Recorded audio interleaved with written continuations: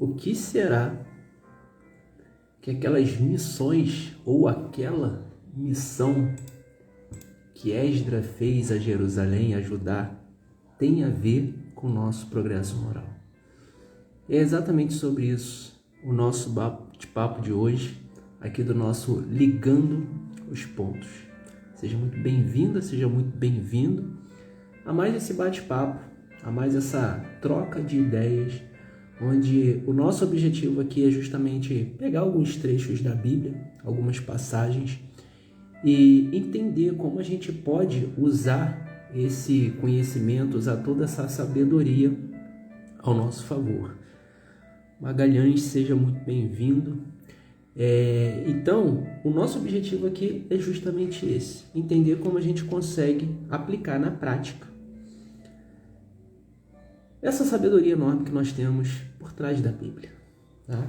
E aí, eu já quero começar aqui trazendo alguns avisos para a gente, que eu sempre trago, né? Inclusive, se você, por exemplo, tiver algum trecho da Bíblia, alguma coisa que você queira que a gente comente, é só você mandar aqui para nossas perguntas, aqui, seja pelo grupo aqui do nosso WhatsApp, ou seja, através aqui do nosso Instagram, não tem problema, manda para a gente, que vai ser um prazer, vai ser uma honra poder tecer comentários e tirar aprendizados, talvez das dúvidas que você tenha aí, tá bom?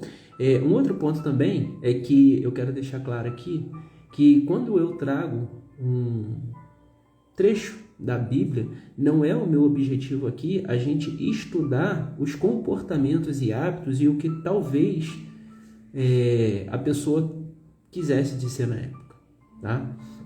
Eu me reservo aqui a liberdade poética para a gente fazer algumas associações até com o que a gente conhece hoje sobre o Espiritismo, e entender como a gente pode isso e transmutar para a prática do nosso dia a dia, legal? Então, talvez em alguns momentos eu possa estar fugindo ao entendimento, até porque a Bíblia, ela de fato, ela tem alguns entendimentos, dependendo dos trechos, enfim, aí a gente tem da semântica, da linguística, da época e tudo isso. Então, não é meu objetivo aqui trazer esse tipo de estudo, não, pelo contrário, a gente vai pegar ali o que está escrito e vai ver como a gente pode, usando os aprendizados que nós temos através do Espiritismo, aplicar isso na nossa vida, legal? Bom, e para a gente começar o nosso bate-papo de hoje, a gente vai estar falando aqui sobre Esdras capítulo 9, no nosso 7º episódio aqui do Ligando os Pontos, tá? E aí é legal a gente falar um pouquinho sobre Esdras, porque realmente é um personagem que eu não vejo particularmente ele sendo tão divulgado, porém ele teve o seu papel, ele teve ali um pedaço ali da sua história, está escrito, né? E a gente pode ver ali os aprendizados que a gente consegue tirar desses trechos ali de Esdras, apesar de não ser muita coisa, tá? Então, Esdras, ele basicamente era um escriba, né? Então ele era um escrivão da época, né? E ele também era um sacerdote, ele era um dos grandes conhecedores da Torá, que é o livro religioso dos judeus, que os judeus seguem. Então, na época, ele era um grande religioso, ele era um grande conhecedor da Torá, um sacerdote. E ele recebeu uma missão do rei, o nome do rei?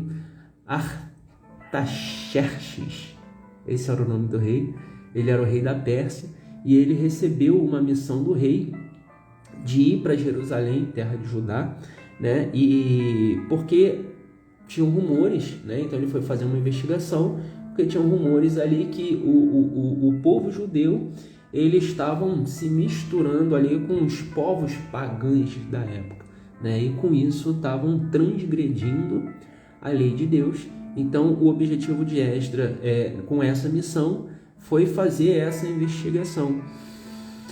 E o rei da Pérsia, ele deu tudo que ele podia para que essa missão fosse bem sucedida. Deu ouro, deu prata, deu tudo que ele podia para levantar um templo para Deus, para criar as muralhas, enfim, para fazer toda ali que se fosse respeitado as leis de Deus, né? Então Esdras, ele vem ele ele vem da linhagem de Arão, né? Arão é o irmão de Moisés, então ele vem de uma linhagem sacerdotal, né? De uma linhagem ali iluminada e inspirada por Deus, né? Então, talvez um dos motivos ali dele ter essa vertente mais sacerdotal, tá? E aí, vamos lá. No capítulo 9, aí, o que eu vou fazer? Eu vou ler todo o capítulo 9 e aí depois a gente vem aqui ligando os pontos propriamente dito, tá?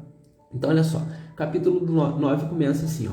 Acabadas, pois estas coisas chegaram-se a mim, os príncipes, dizendo: o povo de Israel, os sacerdotes e os levitas não se têm separado dos povos desta terra, seguindo as abominações dos cananeus, dos heteus, dos perizeus, dos jebuseus, dos amonitas, dos moabitas, dos egípcios e dos amorreus. Porque tomaram das suas filhas para si e para os seus filhos, e assim se misturou a linhagem santa com os povos dessa terra. Até os príncipes e magistrados foram os primeiros nessa transgressão. E, ouvindo eu tal coisa, rasguei as minhas vestes e o meu manto, arranquei os cabelos da minha cabeça e da minha barba e sentei-me atônito.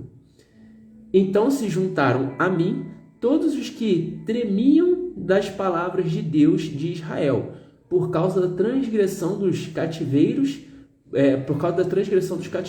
Porém, eu permaneci sentado atônito até o sacrifício da tarde. E perto do sacrifício da tarde, me levantei minha aflição, havendo já rasgado as minhas vestes e o meu manto, e me pus de joelho e estendi as minhas mãos para o Senhor meu Deus.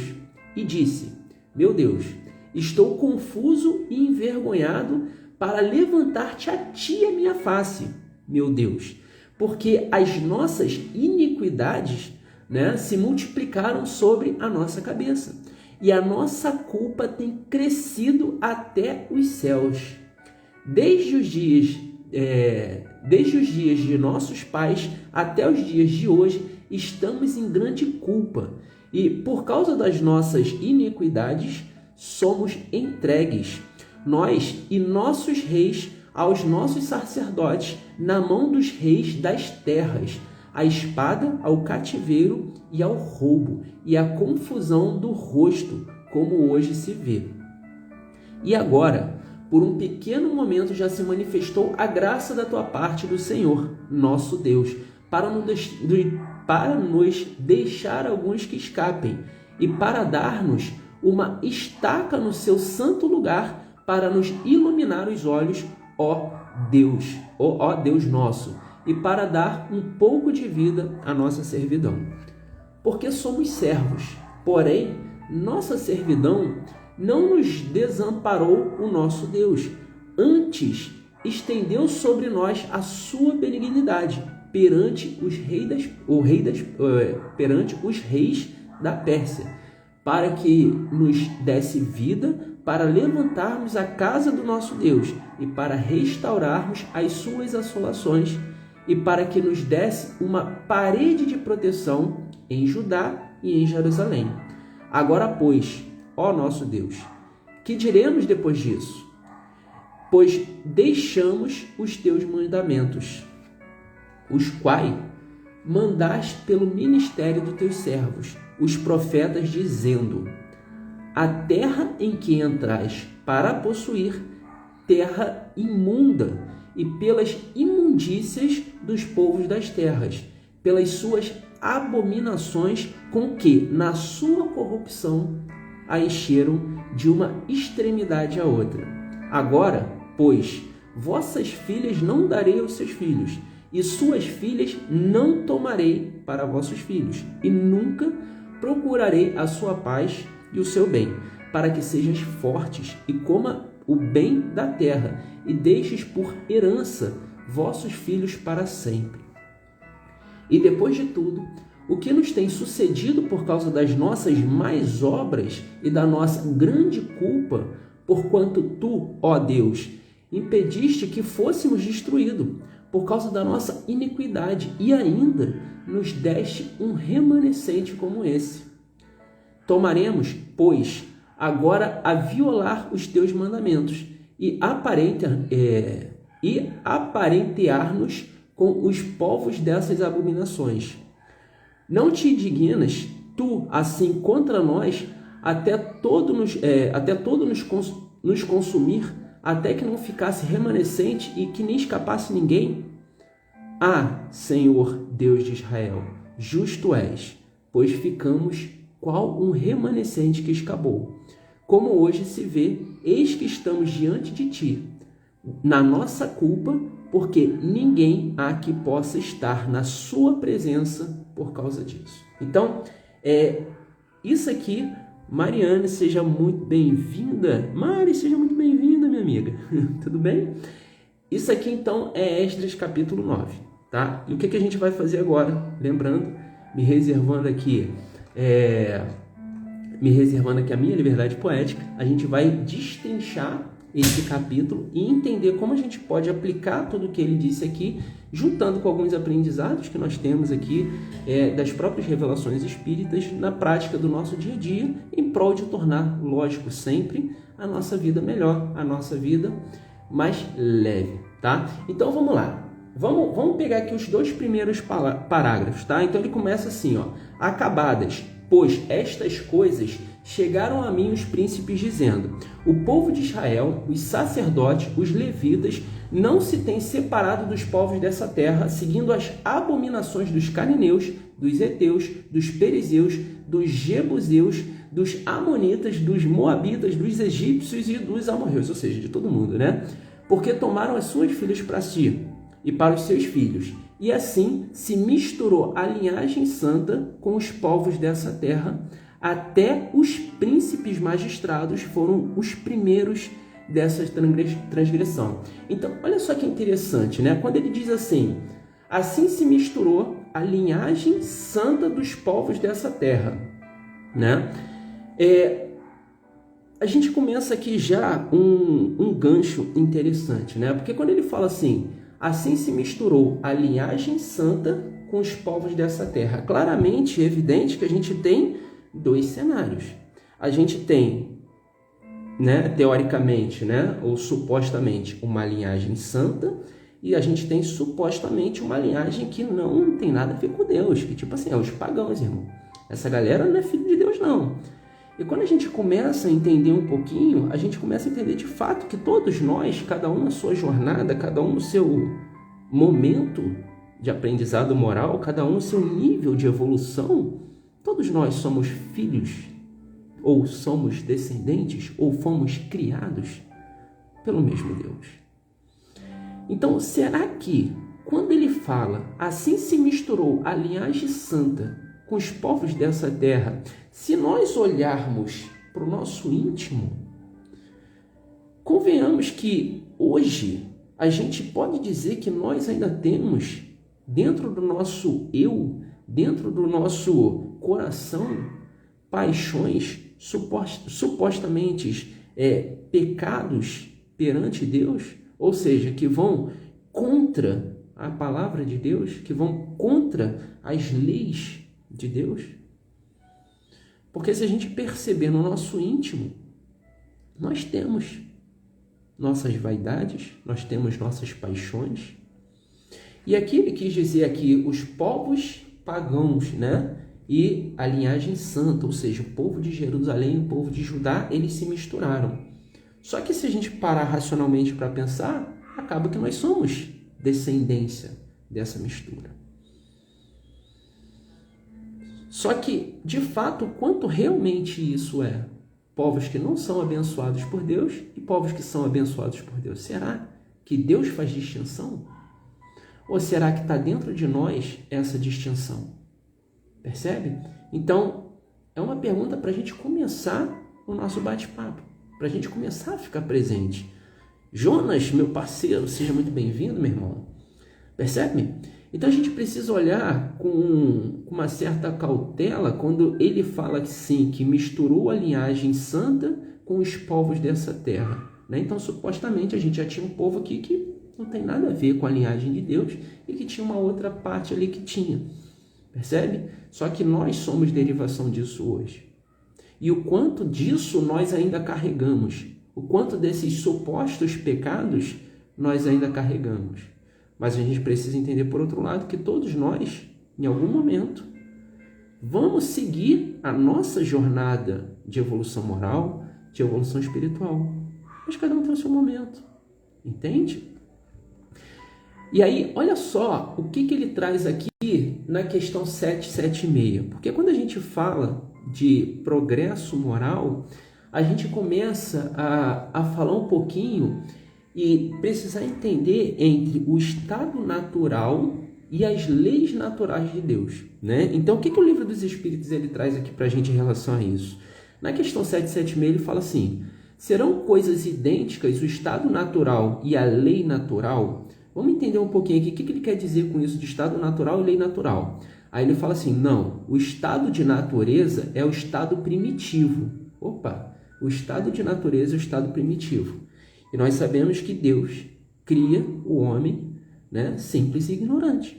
Deus cria os espíritos simples e ignorantes e nós, através do nosso livre-arbítrio, através das nossas próprias decisões, a gente pode acelerar ou a gente pode ir de uma forma mais lenta na nossa evolução. Mas Deus cria todos nós iguais, todos nós simples e ignorantes, certo? Então ele fala, não, o estado de natureza é o estado primitivo, ou seja, é o início. Se a gente pensar no dia de hoje, seria um homem lá das cavernas, né? Necessidade é sobrevivência nível supremo, tipo assim, é matar ou morrer, né? Então você está no estado primitivo, como ele está aqui. A civilização é incompatível com o estado de natureza, ao passo que a lei natural contribui para o progresso da humanidade. Então, a lei natural, ela vai se organizar, ela vai se ajustar para que todos nós progredimos, para que um dia, todos, sem exceção, estejamos sentados ao lado de Deus. Ou estejamos na presença de Deus. Percebe? Todos sem exceção. Todos. Cada um na sua velocidade. Lógico, cada um dentro do seu progresso. Mas essa lei é uma lei natural. Diferente do estado natural, que é o estado da criação. Onde todos somos criados simples e ignorantes. Percebe? Então a gente precisa ter esse discernimento. Porque quando ele fala aqui que misturou a linhagem santa com os povos dessa terra, a gente pode estar falando, talvez sim, de repente, naquela época, de um pessoal moralmente, né, mais evoluído e de um outro pessoal talvez mais primitivo. Mas quer dizer que será que esse pessoal primitivo aqui, essa galera aqui, amonitas, moabitas, egípcios, será que essa galera não era filho de Deus? Não. Eles poderiam só estar, talvez, uns estadozinhos atrasados, né? Vamos botar dessa forma. E aí tem um comentário aqui interessante, ó. O estado de natureza é a infância da humanidade e o ponto de partida do seu desenvolvimento intelectual e moral, sendo perfectível e trazendo em si o germe do aperfeiçoamento. O homem não foi destinado a viver perpetuamente no estado de natureza, como não o foi a viver eternamente na infância. Então, ele compara aqui o estado de natureza, né, o estado da criação à infância. Todos que nascem não ficam eternamente como criança, não, a gente evolui. E assim é a nossa evolução moral, tá? A lei natural, ao contrário, rege a humanidade inteira e o homem se melhora à medida em que melhorar e compreender a prática. E o que seria esse, à medida que melhorar, a compreender e prática, né? Seria o quê? A lei do progresso, onde a gente tem o amor, a justiça e a caridade. Então, quando a gente age, quando os nossos comportamentos, os nossos hábitos, eles transcendem as nossas paixões terrenas, né? A esse povo que supostamente lá no passado eram os povos pagãos, porque eram cheios de paixões, cheios de Deus, cheios de um monte de coisas, cheios de adoração. Então, quando a gente começa a entender e compreender e transcender a esses desejos mais terrenos e entender que Deus ama todas as coisas, que a gente começa a se identificar com o próximo, a amar ao próximo, a deixar de julgar o próximo e entende que nós fazemos parte de um conjunto e um vai ajudando o outro a evoluir moralmente, a nossa chave muda. Porque a gente literalmente deixa de julgar. Percebe? Porque a gente entende que cada um de nós estamos em um determinado nível de progresso. E se o nosso amiguinho, se o nosso irmão, supostamente que está cometendo um deslize e que nós achamos errado, tá tudo bem. Percebe? Não cabe a nós. Ele vai ter as consequências dos atos, ação e reação. Percebe? Ação e reação. E tá tudo bem nisso. A única coisa que a gente pode fazer é o quê? Uma oração a Deus, pedindo que ilumine, abençoe essa pessoa para que ela siga. Percebe? Fora isso, a gente não tem como fazer mais nada. E quanta coisa nós carregamos, quantas culpas, e a gente vai falar disso agora, daqui a pouco, quantas culpas, arrependimentos, brigas, nós carregamos esse peso ao longo da nossa vida, fazendo com que a nossa vida se torne mais pesada. Percebe? A gente precisa ficar presente para isso. Porque no momento que a gente consegue transcender e entender que cada um tem o seu momento e que não cabe a nós carregar esse monte de culpa, as coisas ficam mais leves. Tá? E aí na questão 779, olha só a pergunta. A força para progredir aure ao homem em si mesmo ou o progresso é apenas fruto de uns ensinamentos? Né? Aí a resposta, o homem se desenvolve por si mesmo, naturalmente, mas nem todos progridem simultaneamente e do mesmo modo. É o que a gente vem falando aqui até agora, cada um tem o seu tempo de progredir. Aí olha só, dar-se então que os mais adiantados, os que estão na frente, auxiliam o progresso dos outros por meio de um contato social. Olha só que interessante. Por meio de um contato social, nós ajudamos uns aos outros a evoluírem na lei natural. Percebe como as coisas vão se encaixando? E aí quando a gente vê aqui que Esdras recebeu a missão de ir lá para Jerusalém, lá para Judá, para entender e estudar que bagunça era aquela, onde estavam todo mundo se misturando com os pagãos e teoricamente, né, infringindo as leis de Deus, a gente começa a se questionar, será que aquilo já não era um planejamento do próprio Deus para que aqueles povos se misturassem e um ajudasse o outro a evoluir no progresso? Percebe? Porque para e pensa comigo, se não fôssemos nós, uns aos outros, entendendo que, putz, fulaninho ali está fazendo uma coisa que eu acho particularmente injusta, mas aquele ato fez você perceber pela sua própria, pela sua própria moralidade que aquilo é um comportamento não legal. E você vai se cuidar ao longo para que você não cometa os mesmos erros. Ou seja, o comportamento supostamente negativo de alguém pode ser algo que abra os seus olhos para que você não faça a mesma coisa. Então, entende como o relacionamento interpessoal ele faz parte do progresso moral da civilização? Entende? E aí eu volto. Será que essa mistura aqui, essa missão de Esdras em voltar lá para Judá, para Jerusalém, e tentar entender isso, será que aquilo já não estava no planejamento de Deus? Se uma folha não cai da árvore sem a autorização dele, como é que ele já não sabia disso? Percebe? Cláudia, seja muito bem-vindo. Alba, seja muito bem-vinda. Vamos lá. E aí a gente continua, né? Parágrafo 3, voltando a Esdras, ele fala assim: e ouvindo tal coisa, rasguei minhas vestes e o meu manto, arranquei os cabelos da minha cabeça e da minha barba e sentei-me atônito. Ou seja, cara, o Esdras ficou espantado com tudo aquilo que estava acontecendo. Ele ficou atônito, cara, ele rasgou as vestes aqui, ele rasgou o manto, ele ficou meio desesperado com tudo aquilo que estava acontecendo, né? E aí ele continua: então se juntaram a mim todos os que tremiam das palavras do Deus de Israel por causa da transgressão dos do cativeiro. Porém, eu permaneci sentado, atônito, né, espantado, até o sacrifício da tarde. E ler isso aqui me lembra um amigo meu, ele uma vez ele parou assim: Fábio, você teme a Deus? E eu, todo carinho no coração, eu fiz uma pergunta para ele, voltei a pergunta a ele, né? Eu falei: cara, você teme o seu pai?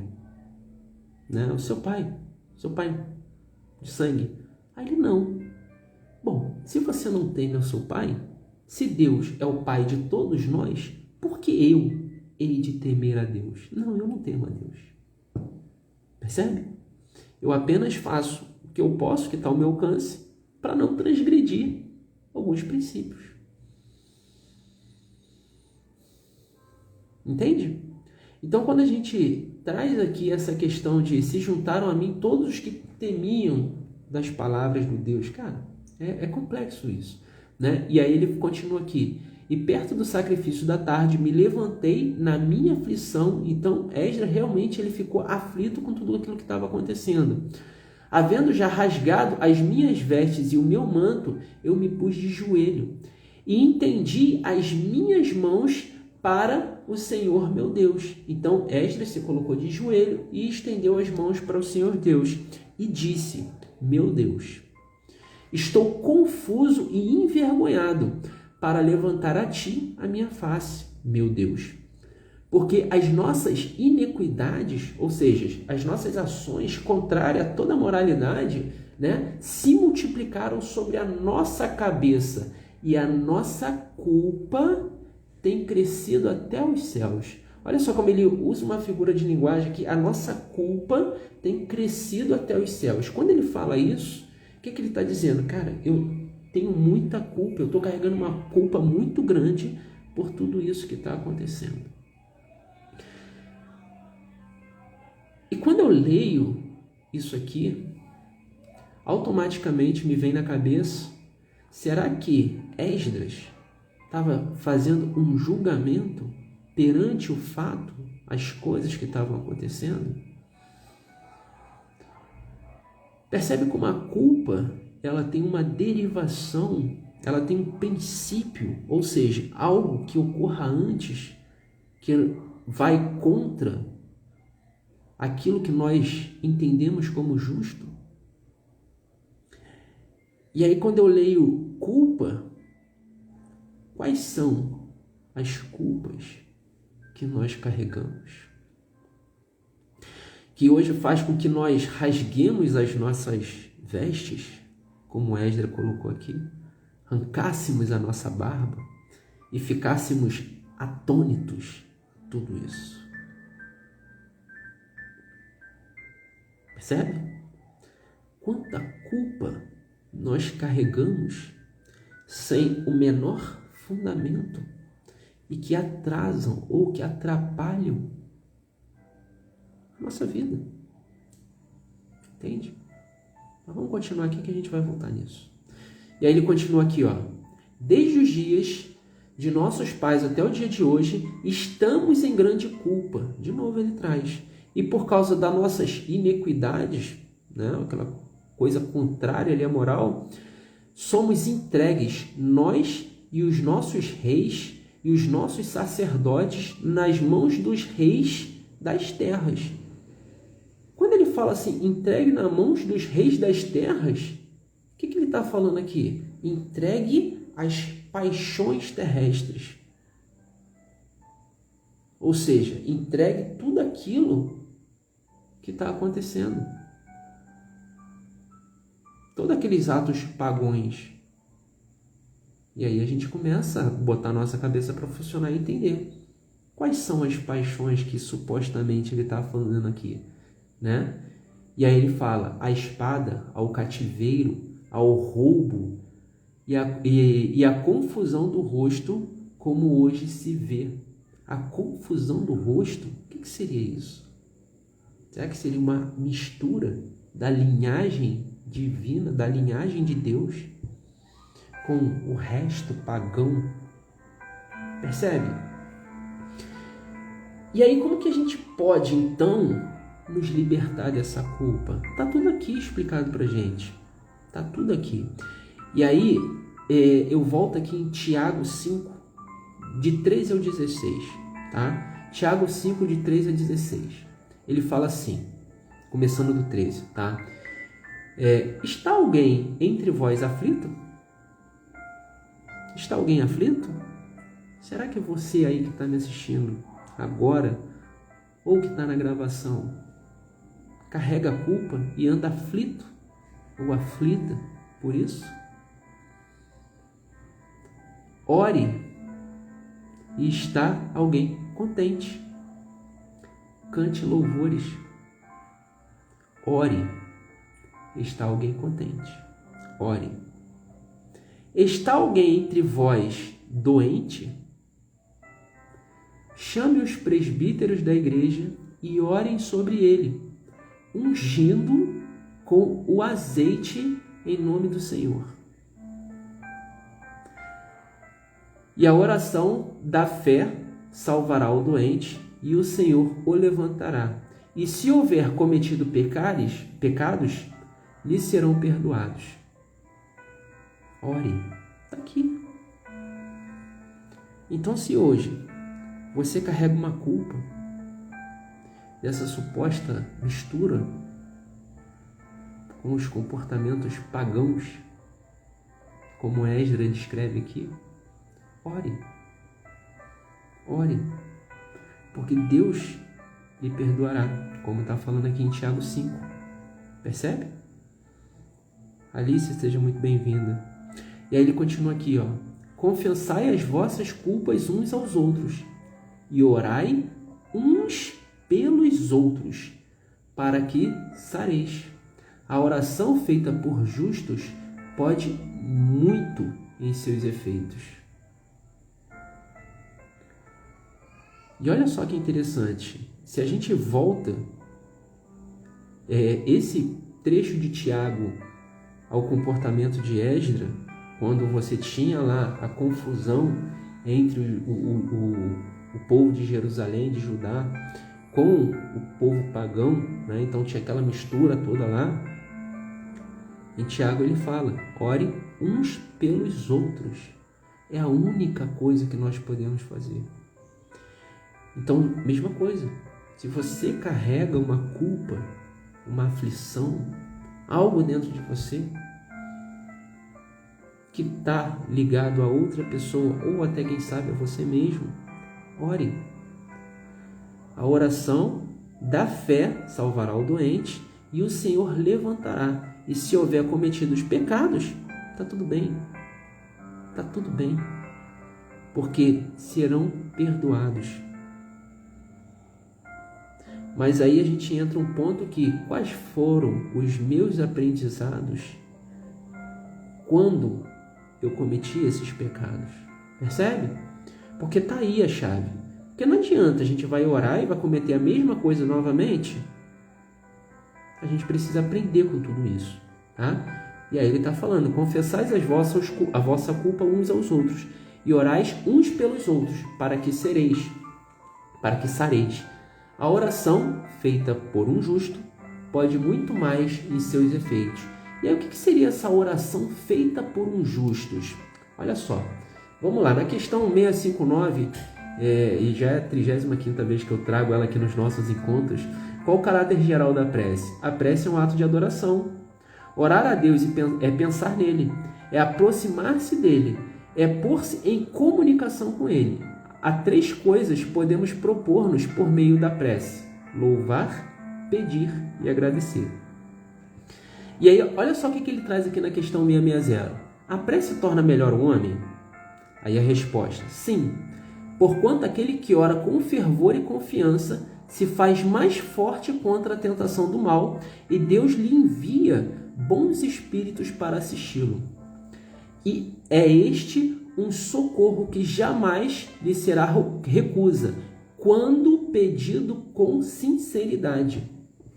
E aí, quando a gente volta aqui em Tiago, Tiago 5, especificamente no parágrafo 16, ele fala aqui, confessais as vossas culpas uns aos outros e orai uns pelos outros, para que sareis, para que cure. A oração feita por um justo pode muito mais em seus efeitos. A oração feita por um justo. E aí, aqui na pergunta 660, no final, ele fala aqui, quando pedido com sinceridade. O justo seria eu fazer uma oração que eu esteja intimamente ligado naquele meu pedido. Eu preciso ter a minha intenção alinhada. Não é orar da boca para fora, simplesmente por orar. Não é isso. Mas quando eu sinceramente, como fala aqui, eu me arrependo e confesso as culpas, como fala aqui, confessais as vossas culpas uns aos outros e orai uns pelos outros, que sareis, ou seja, que você será curado, que você irá se sarar, Deus irá te perdoar. As coisas irão acontecer, mas a gente precisa orar de forma intencional e genuína. Não é falar da boca para fora. Não é eu cometer um erro e orar, pedir perdão e ali depois na próxima esquina cometer a mesma coisa de novo. Porque aí eu não aprendo. Percebe? Eu não aprendo. Então eu preciso não só falar, não só pedir, não só louvar, mas eu preciso mudar os comportamentos que me corroem. Mudar aqueles comportamentos que estão associados às minhas paixões. Percebe? Porque senão de nada vale. É da boca para fora. É da boca para fora. E quantas vezes nós cometemos os mesmos deslizes? E aí vem o jargão. Somos todos seres humanos. E de fato, somos todos seres humanos. Nós erramos. Mas persistir no erro, qual é a direção que isso vai nos levar? Percebe? Quando a gente fala não julgai ao próximo, e a gente julga, em que direção isso vai me levar?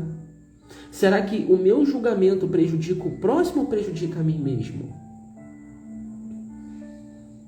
É para a gente refletir sobre isso. Porque enquanto as minhas palavras forem apenas palavras, de nada adianta. Percebe? Porque são só palavras. E palavras o vento leva. Então nós precisamos olhar para os nossos comportamentos, para os nossos hábitos e entender quais são as paixões, o nosso orgulho, a nossa vaidade, que faz com que nós cometemos consecutivamente ações que fazem com que nós carregamos uma culpa, um arrependimento. E quantas pessoas partem desse plano carregando esses arrependimentos, carregando essas culpas por orgulho. Percebe? Por não entender que o próximo tem o momento dele. E por ficar julgando tudo e a todos que estão ao nosso redor. Nós precisamos aprender. Porque são esses erros que nos fazem crescer, que nos fazem evoluir moralmente. Percebe? E aí a gente volta aqui para o texto de Esdras, capítulo 8. E aí ele fala aqui. Legal, Alice. Bacana. Fico feliz. E agora, por um pequeno momento, se manifestou a graça da parte do Senhor nosso Deus, para nos deixar alguns que escapem, e para nos dar-nos uma estaca no seu santo lugar. Uma estaca no seu santo lugar para nos iluminar os olhos. Quando ele fala isso, dar-nos uma estaca, ele está falando um norte a seguir. Para quê? Para iluminar os nossos olhos. Deus já fez isso. Percebe? E aí ele continua: ó Deus nosso, e para nos dar um pouco de vida da nossa servidão. Entende? E aí ele continua, capítulo 9, parágrafo 9. Porque somos servos, porém, nossa servidão não nos desamparou o nosso Deus. Antes, entendeu sobre nós a sua benignidade perante os reis da Pérsia, para que nos desse vida, para levantarmos a casa do nosso Deus e para restaurarmos as suas assolações, e para que nos desse uma parede de proteção em Judá e em Jerusalém. E aí aqui ele está se referindo a tudo que o rei da Pérsia deu a ele, deu a Esdras, para que ele seguisse nessa missão, né, de entender lá o que estava acontecendo em Judá, lá em Jerusalém, né, o povo de Jerusalém, para criar uma muralha, uma contenção, né, de proteção ali, né? Então não é uma muralha física necessariamente, tá? E aí ele continua aqui no capítulo 10, no parágrafo 10. Agora, pois, ó nosso Deus, que diremos depois disso? Pois deixamos o teu mandamento. Então assim, o que eu vou dizer depois disso? Nós deixamos os teus mandamentos, né? Tipo assim, nós não cumprimos a sua palavra. E aí ele continua: os quais mandaste pelo ministério dos teus servos, os profetas, dizendo: a terra em que entrarás para possuir, terra imunda, e pelas imundícias dos povos da terra, pelas suas abominações com que, na sua corrupção, a encheram de uma extremidade a outra. Então, quando ele fala isso aqui, ele está falando literalmente das paixões que existem hoje na terra. Porque, de fato, hoje, a Terra, ela é um planeta de provas e expiações. Aqui é onde nós vamos, literalmente, e o nosso motivo para estar aqui hoje é, de fato, expiar e provar se a gente está aprendendo com os nossos próprios erros, seja dessa ou seja de outras encarnações. Entende? Então uma terra hoje onde existe muita paixão. Então, quando ele fala aqui, né, a terra em que entrarás para possuir, terra imunda pelas imundícies do povos da terra, é porque, de fato, aqui nós seremos provados. Aqui nós vamos pagar as consequências dos nossos próprios atos. Nós vamos expiar. Entende? Não é punição de Deus, não. É simplesmente uma consequência dos nossos atos.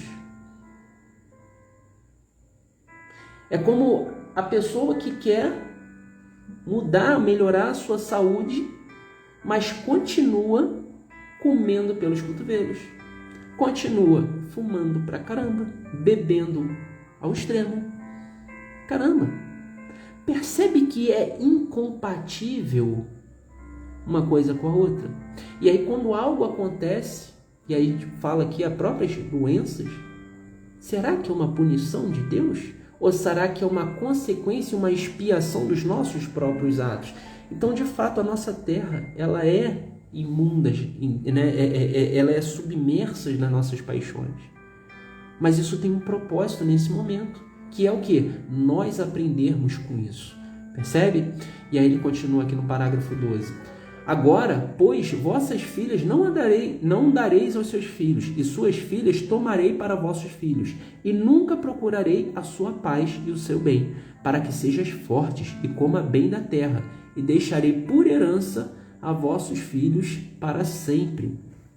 E depois de tudo, o que nos tem sucedido por causa das nossas más obras, e depois de tudo, o que nos tem sucedido por causa das nossas más obras. Percebe? E da nossa grande culpa. Olha só. Porquanto tu, ó nosso Deus, impedistes que fôssemos né, que fôssemos destruídos. Olha como a misericórdia e o amor de Deus prevalece sempre. Porque Ele não olha os nossos erros. Não, Ele não olha isso. Ele olha a nossa intenção. Então, se você carrega uma culpa hoje, se você carrega um arrependimento, mas se você já se arrependeu do que você fez e aprendeu com isso, tá tudo bem. Segue a sua vida. Porque Deus não olha isso. Deus olha o nosso coração. Tá fazendo sentido? O fato nunca é nada. A intenção é tudo. Então, se eu cometi erros no passado, cometi. Mas não faz sentido, porque Deus carrega a misericórdia, Ele nos dá a misericórdia e o amor divino. Percebe? E aí ele fala aqui, por causa da nossa iniquidade, ou seja, ação contrária à moral. Ação que não está alinhada com a palavra de Deus. E ainda nos deste um remanescente como esse. Olha só. E aí no parágrafo 14 ele fala, tornaremos, pois, agora a violar os teus mandamentos e aparentar-nos com os povos dessas abominações? Não te indignarias tu assim contra nós até de todos nos consumir? Ou seja, não indignaria Deus, não ficaria indignado contra nós, né? Até que nós nos consumirmos, né? Todos nos consumir, até que não ficasse remanescente, nem que escapasse. Ou seja, né? Não te indignarias tu assim contra nós? Ou seja, tipo, Deus, você não ficaria indignado com tudo que a gente cometeu? Com todos esses erros?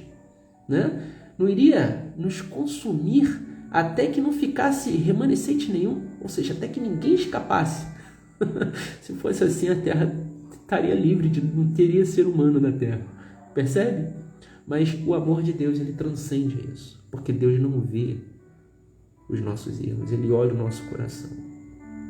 E quando nós nos arrependemos genuinamente, Ele perdoa. Qual pai que não perdoa o filho que erra? Percebe? E aí olha só, Lamentações, tá? Lamentações 3, parágrafo 22. As misericórdias do Senhor são a causa de não sermos consumidos, porque as suas misericórdias não têm fim. Interessante, né? Esdras, parágrafo 14, capítulo 9, parágrafo 14, fala: tornaremos, pois, agora a violar os teus mandamentos? Cara, eu vou violar de novo os seus mandamentos, né?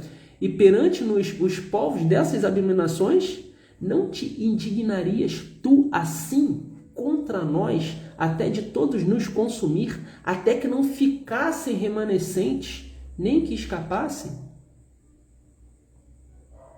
Percebe? E aí em Lamentações 3:22 ele fala: a misericórdia do Senhor são a causa de não sermos consumidos. E aqui ele está até nos todos consumir os nossos próprios erros.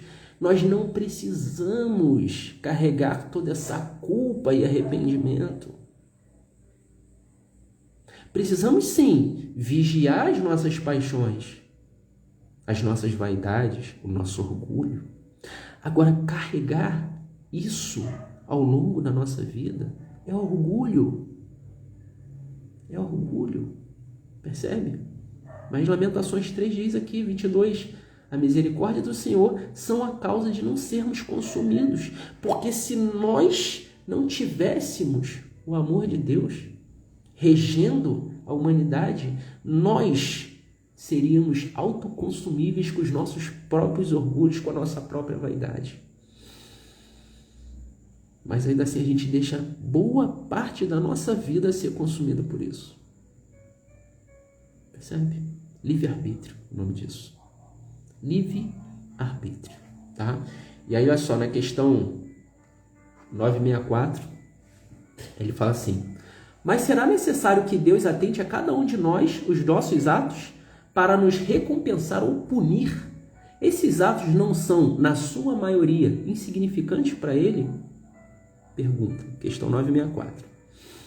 É a resposta: Deus tem as suas leis a regerem todas as vossas ações. Ou seja, todas as nossas ações, elas são regidas pelas leis de Deus. Se as violas, ou seja, se você viola essas leis, vossa é a culpa. Não tem nada de punição de Deus. A única coisa que tem é uma consequência dos nossos próprios atos, que são regidos pelo nosso livre-arbítrio. Percebe? E aí ele continua aqui na resposta: indubitavelmente, quando um homem comete um excesso qualquer, Deus não profere contra ele um julgamento, dizendo-lhe, por exemplo, fostes guloso, vou te punir. Deus não faz isso. Aí olha só o que ele diz: ele traçou um limite. As enfermidades e muitas vezes a morte são a consequência dos excessos. Eis aí a punição. É o resultado da infração da lei. Assim em tudo. Então percebe como a suposta punição de Deus não é uma punição, é simplesmente uma consequência dos nossos próprios atos perante as leis que regem todo o universo. Simone, Silmara, seja muito bem-vinda. Percebe? Entende? Voltando lá em Lamentações 3:22. A misericórdia do Senhor são a causa de não sermos consumidos, porque as suas misericórdias não têm fim. Porém, contudo, entretanto, as nossas supostas punições nada mais são do que um resultado dos nossos próprios atos perante as leis de Deus. Simples. E aí profere toda a nossa expiação, todas as nossas provas, as consequências dos nossos próprios atos, que são regidos pelo livre-arbítrio. Percebe como as coisas se conectam? Tá? E aí tem um comentário aqui, né? Todas as nossas ações estão submetidas às leis de Deus. Nenhuma há, por mais insignificante que nos pareça, que não possa ser uma violação daquelas leis. Se sofremos as consequências dessas violações, só nos devemos queixar de nós mesmos, que desse modo nos tornamos os causadores da nossa felicidade ou da nossa infelicidade futura. Entende? Estas verdades se tornam evidentes por meio do apólogo seguinte: um pai deu ao filho a educação e a instrução, e isto é o meio de se guiar. Cede-lhe um campo para que cultive e lhe diz: aqui estão as regras que deve seguir e todos os instrumentos necessários a tornarei férteis e esse campo e assegurarás a tua existência. Deite a instrução para compreenderes essa regra. Se as seguires, o teu campo produzirá muito e te proporcionará o repouso na velhice. Se a desprezar-se, se desprezar a regra, nada produzirá e morrerá de fome. Dito isso, deixa-o proceder livremente. Percebe? Então é a regra está aí. A regra está aí. Qualquer coisa que fuja disso é nada mais, nada menos que a consequência dos nossos próprios atos. E aí, para a gente caminhar para o final, no parágrafo 15, ele fala: Ah, Senhor Deus de Israel, justo és, pois ficamos aqui qual um remanescente que escapou, como hoje se vê. Eis que estamos diante de ti, na nossa culpa. De novo ele traz essa questão da culpa, na nossa culpa, porque ninguém há que possa estar na tua presença por causa disso. Porque ninguém há que possa estar na tua presença por causa disso. E aí, para a gente fechar, eu vou recorrer a 1 João, capítulo 1, de 7 a 10. Olha só que interessante. Mas, capítulo 7, 1 João 1. Mas, se andarmos na luz, como ele na luz está, ele quem? Deus, Jesus. Temos comunhão um com os outros, e o sangue de Jesus Cristo, seu Filho, nos purificará de todo pecado. Olha só, de novo. Mas se andarmos na luz, o que seria esse andar na luz? Simples. Andar de acordo com as leis de Deus. Amar ao próximo como eu vos amei. Amar uns aos outros. Amar a Deus em cima sobre todas as coisas e ao próximo como a si mesmo. Está tudo aqui.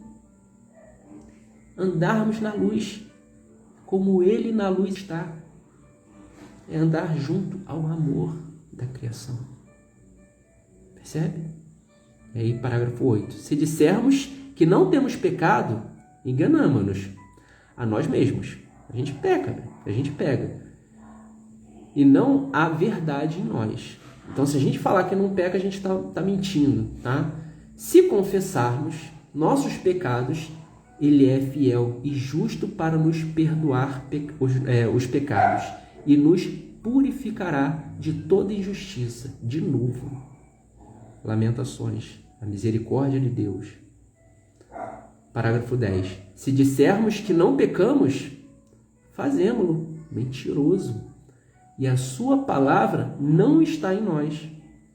Percebe? De novo, a nossa palavra, a forma como nós nos colocamos.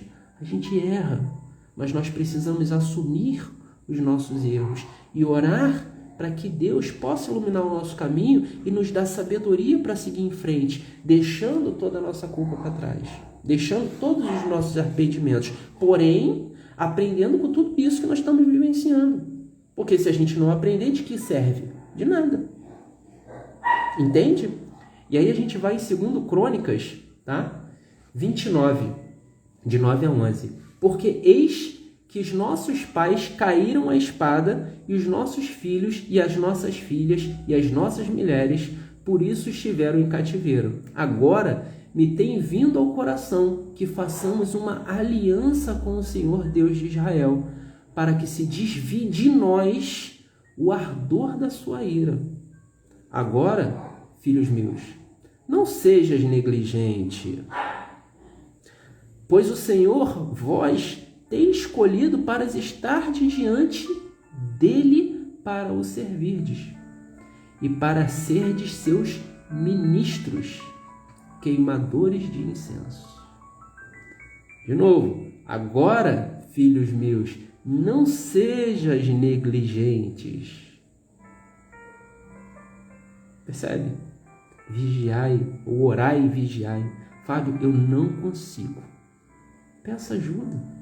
Peça ajuda aos espíritos amigos, peça ajuda a Deus, peça ajuda para aquele seu amigo, liga para ele. Percebe?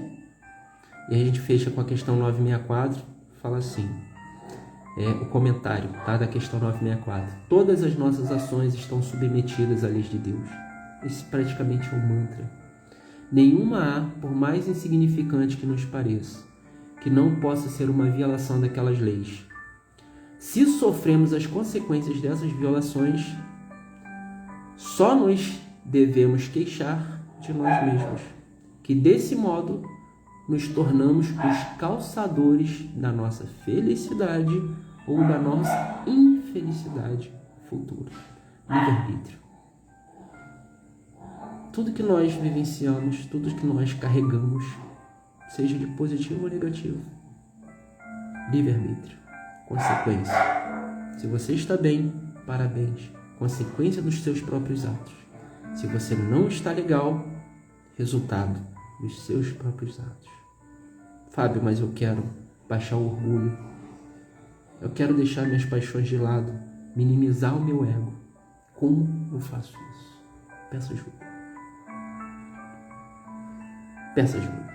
Ajuda a espiritualidade amiga, ajuda a Deus, ou ajuda aquele seu amigo que você pode simplesmente ligar, pedir uma opinião, de repente, ou desabafar, tá tudo bem. Percebe? Bom, e assim a gente fecha o nosso bate-papo de hoje, quase não saiu. Esdras, capítulo 9, pois dá uma passada lá, entende o contexto, que a gente consegue tirar muitos aprendizados. Tá? E se por acaso você tiver alguma dúvida, ou tiver algum outro parágrafo, algum outro capítulo, manda pra gente, que a gente vai fazer um estudo legal, a gente vai fazer ligando os pontos sobre a sua dúvida, tá bom? Espero verdadeiramente que esse bate-papo tenha feito sentido para você, que você consegue seguir em frente sem essas culpas que vivem tirando a sua energia, gastando o seu fluido vital, que você possa usufruir da misericórdia do Senhor, que você possa usar de todo o amor que abunda na nossa vivência. Percebe? Que você use tudo isso ao seu favor, ao favor das pessoas que estão ao seu redor e ao favor de todos nós. Porque no fundo, estamos todos interligados, aprendendo uns com os outros. Aprendendo o quê? A julgar menos. Porque todos nós erramos. E se nós não assumimos os erros, nós estamos mentindo. Então, para seguir em frente, que você realmente tenha... baixe o seu ego. Se perdoe. Entenda que todos nós estamos no processo.